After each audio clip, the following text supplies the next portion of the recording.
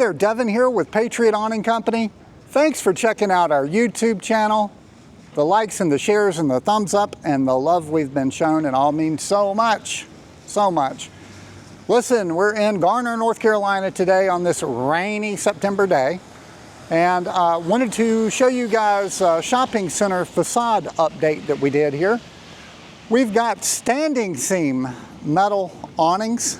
We did the frames, we didn't do the standing seam on this particular project. Standing seam roofing contractor came behind us to do that.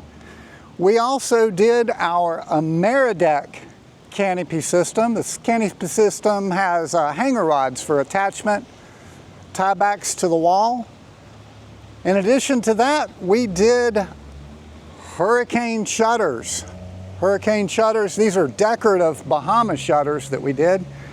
It's raining, and I tell you, camera equipment is not cheap. So I'm gonna get the, we would fly the drone, but see, you can't really fly the drone if it's raining. So we're gonna get the 360 camera out and do some video footage, and you can check it out that way.